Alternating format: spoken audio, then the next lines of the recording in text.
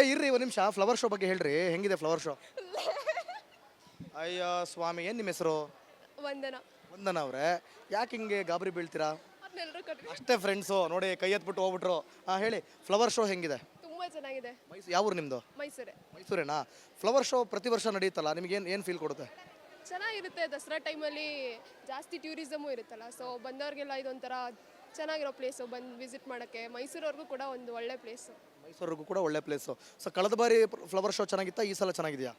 ಹೋದ ಸಲ ನಾವು ಲೇಟಾಗಿ ಬಂದಿದ್ವಿ, ಈ ಸಲ ಬೇಗ ಯಾಕೆ ಬಂದ್ರು ಹಂಗೆ ಇರುತ್ತೆ ತಾನೆ? ಫ್ರೆಶ್ ಆಗಿದೆ ಎಲ್ಲ. ಫ್ರೆಶ್ ಆಗಿದೆ. ಲಾಸ್ಟ್ ಎಲ್ಲ ಮೇಲೆ ಬಾಡೋಗ್ಬಿಟ್ಟಿದ್ವಾ? ಓಕೆ, ಈ ಸಲ ಸಂಸತ್ ಭವನ ಇದೆ. ಏನು ಗೊತ್ತು ಸಂಸತ್ ಭವನದ ಬಗ್ಗೆ ನಿಮಗೆ? ಆಯ್ತು, ನಾವೇನು ಜಾಸ್ತಿ ಇದು ಮಾಡಲ್ಲ. ಸಂಸತ್ ಭವನ ಎಲ್ಲಿದೆ ಹೇಳಿ? ಸಂಸತ್ ಭವನ ಎಲ್ಲಿದೆ? ಚೆನ್ನಾಗಿದೆ. ಇಲ್ಲೇ ಗ್ಲಾಸ್ ಹೌಸಲ್ಲಿದೆ. ಇಲ್ಲ, ಗ್ಲಾಸ್ ಹೌಸಲ್ಲಿದೆ. ಸಂಸತ್ ಭವನ ಎಲ್ಲಿದೆ? ಸಂಸತ್ ಭವನ ಎಲ್ಲಿದೆ ಹೇಳಿ ಬೇಗ ಬೇಗ. ಸಂಸತ್ ಭವನ ಎಲ್ಲಿದೆ? ಯಾರು ಹೇಳ್ತೀರಾ? ಸಂಸತ್ ಭವನ ಎಲ್ಲಿದೆ? ಡೆಲ್ಲಿ. ನಿಜನಾ? ಡೌಟ್ ಇದೆ. ಪಕ್ಕನಾ? ಡೌಟ್ ಇದೆ. ಕರೆಕ್ಟಾಗಿ ಹೇಳಿ, ಯೋಚನೆ ಮಾಡಿ ಹೇಳಿ. ಸಂಸತ್ ಭವನ ಎಲ್ಲಿದೆ? 1 ಕೋಟಿಯ ಪ್ರಶ್ನೆ ನಿಮ್ಮ ಮುಂದೆ. ನೀವು 1 ಕೋಟಿ ನಿಜ ಕೊಡ್ತೀರಾ? ಹಾ. ನಿಜ ಪಕ್ಕ? ಹೇಳ್ದೆ. ಡೆಲ್ಲಿನೇ. 1 ಕೋಟಿ ನೀವು ಕೊಡ್ಬೇಕು, ಗ್ಯಾರಂಟಿ. ಗ್ಯಾರಂಟಿ ಪಕ್ಕನಾ? ಪಕ್ಕ. ಯಾವ್ದಂಗಾದ್ರೆ? ಏನು ಯಾವುದು ಅಂದ್ರೆ ಎಲ್ಲಿದೆ ಸಂಸತ್ ಭವನ? ಹೇಳಿದ್ನಲ್ಲ, ಡೆಲ್ಲಿ. ಇಲ್ಲ. ತಪ್ಪಾ? ಇದೆಲ್ಲ ಬೇಡ. ಕರೆಕ್ಟಾಗಿ ಹೇಳಿ. ಡೆಲ್ಲಿನೇ. ಇಲ್ಲ, ಡೆಲ್ಲಿಲಿ ಎಲ್ಲಿದೆ? ಆಯ್ತು, ಡೆಲ್ಲಿ ಅಂದ್ರಲ್ಲಪ್ಪ, ಆಯ್ತು, ಡೆಲ್ಲಿಲಿ ಎಲ್ಲಿದೆ? ಅದು ನನ್ಗೇನು ಗೊತ್ತು, ನಾನು ಮೈಸೂರಲ್ಲಲ್ವ ಇರೋದು. ಹೌದಾ? ಹಾಂ. ಸರಿ, ಆಯ್ತು, ಓಕೆ. 1 ಕೋಟಿ ಇದೆ. 1 ಕೋಟಿ ಇದೆ, ಅಕೌಂಟಲ್ಲಿದೆ. ಟ್ರಾನ್ಸ್ಫರ್ ಮಾಡ್ತೀನಿ. ಓ, ಖಂಡಿತವಾಗ್ಲು ಗೂಗಲ್ ಪೇ ನಂಬರ್ ಹಾಕ್ತೀನಿ. ಮೇಡಮ್ ನಮಸ್ಕಾರ. ಮೇಡಮ್ ನಮಸ್ಕಾರ. ನಮಸ್ತೆ ಏನು ನಿಮ್ಮ ಹೆಸರು? ನನ್ನ ಹೆಸರು ಪ್ರೀತಿ ಅಂತ. ನೋಡಿದ್ರಾ ಫ್ಲವರ್ ಶೋ? ಸರ್ ಇವಾಗಷ್ಟೇ ಬಂದಿದ್ದೀವಿ, ನೋಡ್ತಾ ಇದ್ದೀವಿ. ನೋಡಿದ್ರಾ ಈಗ? ಹಾಂ ಸರ್. ಮತ್ತೆ ಈ ಕಡೆಯಿಂದ ಒಂದು ರೌಂಡ್ ಬಂದ್ಬಿಟ್ರಲ್ಲ? ಸರ್ ಇಲ್ಲ, ಹಿಂಗಿಂದ ಬಂದ್ವಿ ಈ ಕಡೆಯಿಂದ. ಏನು ಹೇಳಿ? ಸರ್ ಇಲ್ಲೇ ಬರ್ದಿದೆಯಲ್ಲ ಸಂಸತ್ ಭವನ. ಹೌದಾ? ಎಲ್ಲಿದೆ ಅದು? ಬ್ಯಾಂಗ್ಳೂರ್ ಬ್ಯಾಂಗ್ಳೂರಾ? ಅಲ್ವಾ? ಅಲ್ವಾ? ನೀವೇ ಹೇಳಬೇಕು ಸರ್. ಕ್ವಶನ್ ಕೇಳ್ತಾ ಇದ್ರೆ ನಾನು ಆನ್ಸರ್ ಹೇಳ್ತಾ ಇದ್ದೀನಿ. ಆನ್ಸರ್ ಹೇಳಿ ಅಂತಾನೆ ಹೇಳ್ತಿರೋದು. ಸಂಸತ್ ಭವನ ಸಂಸತ್ ಭವನ ಬೆಂಗಳೂರಲ್ಲಿ ಇದೆಯಾ? ಬೆಂಗಳೂರಲ್ಲಿ ಇಲ್ವಾ? ಚೆನ್ನಾಗಿದೆಯಾ ಫ್ಲವರ್ ಶೋ? ಸರ್ ತುಂಬಾ ಚೆನ್ನಾಗಿದೆ. ಸದ್ಯಕ್ಕೆ ಇದಿಷ್ಟು ನೋಡಿದ್ದೀನಿ ಅಷ್ಟೇ. ಹಾಂ ಇದು ನೋಡಿದ್ರೆ ಈ ಬಿಲ್ಡಿಂಗ್ ನ ಮುಂಚೆ? ಸರ್ ಇಲ್ಲ, ನಾನು ಇದೇ ಫಸ್ಟ್ ಟೈಮ್ ಬರ್ತಾ ಇರೋದು. ಫಸ್ಟ್ ಟೈಮ್ ಬರ್ತಾ ಇರೋದು. ಯಾವ ಊರು ನಿಮ್ಮದು? ಸರ್ ನಾನು ನರಸೀಪುರ. ನರಸೀಪುರನ? ಹಾಂ. ಓಕೆ, ಸಂಸತ್ ಭವನ ನೀವು ಬೆಂಗಳೂರಲ್ಲಿ ನೋಡಿದ್ದೀರಾ ಡೈರೆಕ್ಟ್ ಆಗಿ? ಸರ್ ಇಲ್ಲ ಇಲ್ಲ ಇಲ್ಲ ಅಷ್ಟು ಈಸಿಯಾಗಿ ಕಾನ್ಫಿಡೆನ್ಸ್ ಆಗಿ ಬೆಂಗಳೂರು ಅಂತ ಹೇಳಿದ್ರಲ್ಲ, ಅದಕ್ಕೆ ಕೇಳಿದೆ. ಅನ್ಕೊಂಡಿದ್ದೀನಿ. ಅನ್ಕೊಂಡಿದ್ದೀರಾ? ಓಕೆ, ಕಳೆದ ಬಾರಿ ಫ್ಲವರ್ ಶೋ ಚೆನ್ನಾಗಿತ್ತಾ, ಈ ಬಾರಿ ಚೆನ್ನಾಗಿದೆಯಾ? ಸರ್ ನಾನು ಲಾಸ್ಟ್ ಟೈಮ್ ಬಂದಿರಲಿಲ್ಲ, ಇದೇ ಫಸ್ಟ್ ಟೈಮ್ ಬಂದಿರೋದು. ಇದೇ ಫಸ್ಟ್ ಟೈಮು. ಏನು ಅನಿಸ್ತಾ ಇದೆ? ಏನು ಕೊಡ್ತಾ ಇದೆ ಫೀಲ್? ಸರ್ ಚೆನ್ನಾಗಿದೆ, ತುಂಬ ಕಲರ್ಫುಲ್ಲಾಗಿ ಕಾಣಿಸ್ತಾ ಇದೆ, ತುಂಬ ಚೆನ್ನಾಗಿದೆ. ತುಂಬ ಚೆನ್ನಾಗಿದೆ ಅನಿಸ್ತದೆ, ಕಲರ್ಫುಲ್ಲಾಗಿ ಕಾಣಿಸ್ತಾ ಇದೆ ಅನಿಸ್ತಿದೆ. ಹಾಂ. ಮೈಸೂರು ಅಂದ್ರೆ ಏನು ಫೀಲ್ ಕೊಡುತ್ತೆ? ಸರ್ ಸಾಂಸ್ಕೃತಿಕ ನಗರಿ, ಅರಮನೆಗಳ ನಗರಿ, ತುಂಬ ಚೆನ್ನಾಗಿ. ಮೈಸೂರು ಅಂದ್ರೇ ಒಂಥರ ರೋಮಾಂಚನ ಅಂತ ಅನಿಸುತ್ತೆ. ಹಾಂ. ಸಂಸತ್ ಭವನ ದೆಹಲಿಯಲ್ಲಿದೆ. ಹೌದಾ? Thank you sir. Thank you. Thank you so much. ಹಾಂ, ನಮಸ್ಕಾರ. ಏನು ನಿಮ್ಮ ಹೆಸರು? ರಮ್ಯಾ. ಹ್ಞೂ, ಆರ್ ಕನ್ನಡನೇ. ಏನು ನಿಮ್ಮ ಹೆಸರು? ಲಕ್ಷ್ಮಿ. ಲಕ್ಷ್ಮಿ ಅವರೇ? ಓಕೆ, ಲಕ್ಷ್ಮಿ ಅಂತ ನಂಗೆ ಲಕ್ಷ್ಮಿಯನ್ನ ಹೆಸರು ಕೇಳಿದ್ರೆ ಬಂತ ಗೃಹಲಕ್ಷ್ಮಿ ಅಂತ ಕೇಳ್ಬಿಡೋಣ ಅನ್ಸ್ಬಿಡುತ್ತೆ. ಇರಲಿ, ಈ ಕಡೆ ಬನ್ನಿ ಒಂಚೂರು, ಹಂಗೆ ಈ ಕಡೆ ಬನ್ನಿ. ಲಕ್ಷ್ಮಿಗೀಗ ಒಂದು ಸ್ವಲ್ಪ ಚೆನ್ನಾಗಿದೆಯಾ ಫ್ಲವರ್ ಶೋ? ತುಂಬ ಚೆನ್ನಾಗಿದೆ. ಸ್ವಲ್ಪ ಈ ಕಡೆ ಬನ್ನಿ, ಭವನದ ಮುಂದೆ ಹೋಗೋಣ. ಈಗ ಇದು ಏನಿದು? ಅನುಭವ ಮಂಟಪನ? ಸಂಸತ್ ಭವನ. ಸಂಸತ್ ಭವನ ಎಲ್ಲಿದೆ? ಬೆಂಗಳೂರು. ಓಕೆ. ಬೆಂಗಳೂರು ಇರಿ ಅಂಶ ಅವರು ಬೆಂಗಳೂರು ಅಂತ ಹೇಳ್ತವ್ರೆ. ಬೆಂಗಳೂರಲ್ಲಿ ನೋಡಿದ್ರಾ ಹೋಗಿ? ರಿಯಲ್ ಆಗಿ ನೋಡಿದ್ರಾ ಬೆಂಗಳೂರಲ್ಲಿ? ಇಲ್ಲ ಬೆಂಗಳೂರಲ್ಲಿ ನೋಡಿಲ್ವಾ? ಮತ್ತೆ ಎಲ್ಲಿರೋದು? ಡೆಲ್ಲಿ. ಅವ್ರು ಹೇಳ್ಬಿಟ್ರು, ನೀವು ಹೇಳ್ಬಿಟ್ರಿ.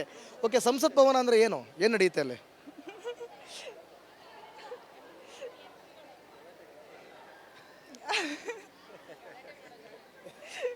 ಗಲಾಟೆ ಅಂದರೆ ಮತ್ತೆ ನೀವು ಹಂಗೆ ಅವ್ರಿಗೆ ಬೇರೆ ಥರ ಕನ್ವೆ ಆಗ್ಬಿಟ್ಟು ಅಲ್ಲಿ ಯುದ್ಧ ನಡೀತೆ ಅಂದ್ಬಿಟ್ರೆ ಆಮೇಲೆ. ಹೇಳಿ, ಏನು ನಡೆಯುತ್ತೆ? Parliament discussion. Parliament discussion. Okay, ಹೆಂಗಿದೆ ಫ್ಲವರ್ ಶೋ? ತುಂಬ ಚೆನ್ನಾಗಿದೆ. ತುಂಬ ಚೆನ್ನಾಗಿದೆ ಅಂದರೆ ಯಾವ ಥರ? ಇದು ಎಷ್ಟೇ ಸಲ ನೋಡ್ತಾ ಫ್ಲವರ್ ಶೋನ? ನಾವು ಮೈಸೂರವರೇ, ಅದಕ್ಕೆ ಕೇಳ್ತಾ ಇದ್ದೀನಿ, ಎಷ್ಟು ಸಲ ನೋಡ್ತಾ ಇದ್ದೀರಾ? ತುಂಬ ಸಲ ನೋಡಿದ್ದೀವಿ. ನಮ್ಮೂರದೇ ಅಲ್ವಾ, ಯಾಕೆ ಪದೇ ಬಂದು ನೋಡೋಣ ಅಂತನಾ? ಹಂಗೇನಿಲ್ಲ, ಪ್ರತಿ ವರ್ಷ ಬೇರೆ ಇರುತ್ತಲ್ಲ. ಪ್ರತಿ ವರ್ಷ ಬೇರೆ ಇರುತ್ತೆ. ಓಕೆ, ಸರಿ. ಖುಷಿ. ಲಾಸ್ಟ್ ಟೈಮ್ಗೂ ಈ ಟೈಮ್ಗೂ ತುಂಬ ಚೆನ್ನಾಗಿದೆಯಾ? ಹಾಂ, ಈ ಸಲ ತುಂಬ ಗ್ರ್ಯಾಂಡಾಗಿ ಮಾಡಿದ್ದಾರೆ. ಹೌದಾ? ಫ್ಲವರ್ ಶೋ ಅಂದ್ರೆ ತುಂಬ ಡಿಫ್ರೆನ್ಸ್, ಆಲ್ಮೋಸ್ಟ್ ಸಿಮಿಲರ್.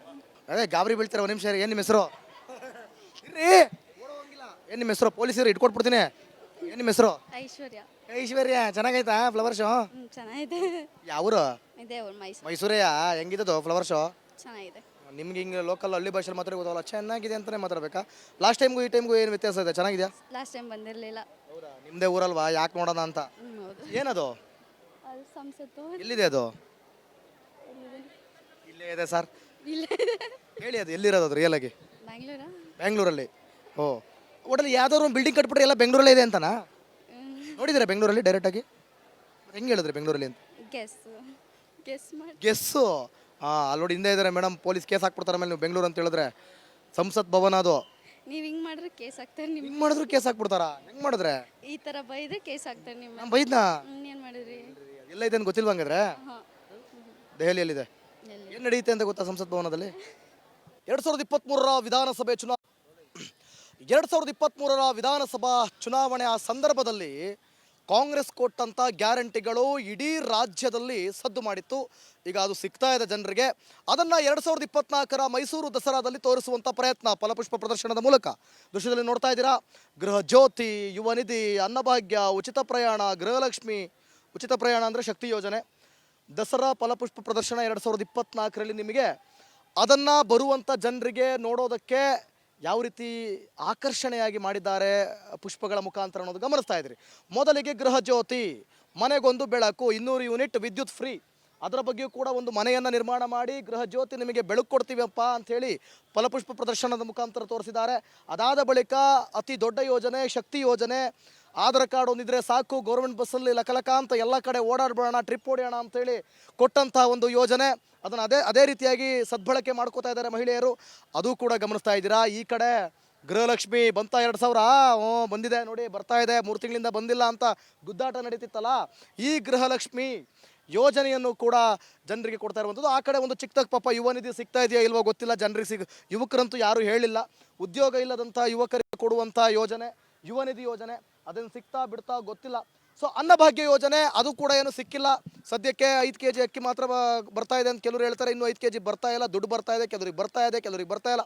ಒಟ್ಟಲ್ಲಿ ಗ್ಯಾರಂಟಿ ಯೋಜನೆಗಳನ್ನು ಉಪಯೋಗಿಸ್ಕೊಂಡು ಅದು ಒಂದು ಕಾರಣ ಕಾಂಗ್ರೆಸ್ ಪಕ್ಷ ಅಧಿಕಾರವನ್ನು ಎತ್ತಿ ಹಿಡಿಯೋದಕ್ಕೆ 2023ರ ವಿಧಾನಸಭೆ ಚುನಾವಣೆಯಲ್ಲಿ ಅನ್ನುವಂಥದ್ದು ಕೂಡ ನಿಮಗೆಲ್ಲರಿಗೂ ಕೂಡ ಗೊತ್ತಾಯಿದೆ. ಅದನ್ನು ದಸರಾದಲ್ಲಿ ತೋರಿಸುವಂಥ ಪ್ರಯತ್ನವನ್ನು ಮಾಡಿದ್ದಾರೆ. ಕ್ಯಾಮ್ರಾ ಪರ್ಸನ್ ಮಹೇಶ್ ಜೊತೆ Ashwath with republic Kannada, Mysuru.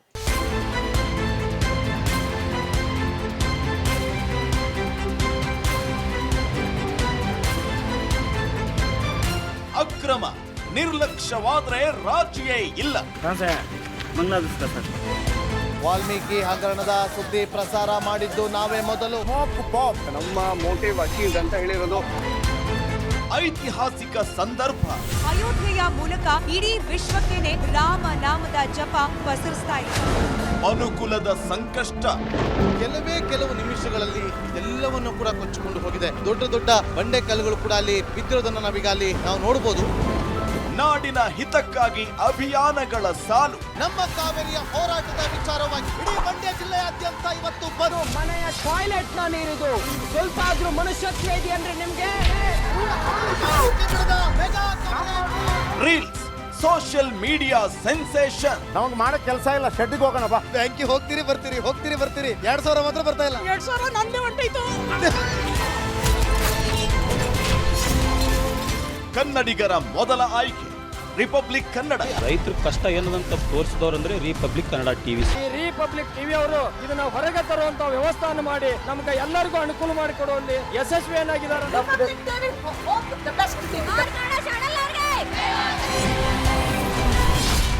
Republic Kannada, ಇದು ನಿಮ್ಮ ಧ್ವನಿ. ಮುಖ್ಯಮಂತ್ರಿ ಪಟ್ಟಕ್ಕಾಗಿ ಪ್ರತಿಭಟನೆ ನಡೆಯುತ್ತೆ, ಉಪಮುಖ್ಯಮಂತ್ರಿ ಪಟ್ಟಕ್ಕಾಗಿ ಪ್ರತಿಭಟನೆ ನಡೆಯುತ್ತೆ, ನಟ ನಟಿಯರ ಪರವಾಗಿ ಪ್ರತಿಭಟನೆ ನಡೆಯುತ್ತೆ. ಆದರೆ ಸಮಾಜದ ಕಟ್ಟ ಕಡೆಯ ವ್ಯಕ್ತಿಯ ಬಗ್ಗೆ, ತುಳಿತಕ್ಕೆ ಒಳಗಾದವರ ಬಗ್ಗೆ, ಬಡವರ ಕಣ್ಣೀರಿನ ಬಗ್ಗೆ ಯಾರೂ ಮಾತಾಡಲ್ಲ ಅಲ್ವಾ? ಬಟ್ ಡೋಂಟ್ ವರಿ, ಇನ್ನು ಮುಂದೆ ನಾವು ಬರ್ತೀವಿ. ಅಂದಿನ ನಿಮ್ಮ ಬಿಗ್ 3 ಇನ್ನು ಮುಂದೆ ಸೂಪರ್ 3 ಪ್ರತಿದಿನ ಮಧ್ಯಾಹ್ನ 12 ಗಂಟೆಗೆ ರಿಪಬ್ಲಿಕ್ ಕನ್ನಡದಲ್ಲಿ ಸೂಪರ್ 3. ರಾಜಕೀಯದಲ್ಲಿ 1+1 ಯಾವಾಗ್ಲೂ 2 ಅಲ್ಲ. ರಾಜಕಾರಣಿಗಳ ಮಾತಿಗೆ ಅವ್ರು ಅಂದಷ್ಟೇ ಅರ್ಥ ಇರೋದೂ ಇಲ್ಲ. ವಿವಾದ, ವಿಮರ್ಶೆ, ವಿಶ್ಲೇಷಣೆ ಇಲ್ಲದೆ ರಾಜಕೀಯ ಕಂಪ್ಲೀಟ್ ಆಗಲ್ಲ. ದಿನದ ಸೆನ್ಸೇಷನಲ್ ರಾಜಕೀಯ ಸುದ್ದಿಯ ಕಂಪ್ಲೀಟ್ ರೌಂಡ್ ಅಪ್ ನಿಮಗಾಗಿ ನಿಮ್ಮ ರಿಪಬ್ಲಿಕ್ ಕನ್ನಡದಲ್ಲಿ ಸಂಜೆ 3:57ಕ್ಕೆ ಪಕ್ಕಾ ಪಾಲಿಟಿಕ್ಸ್.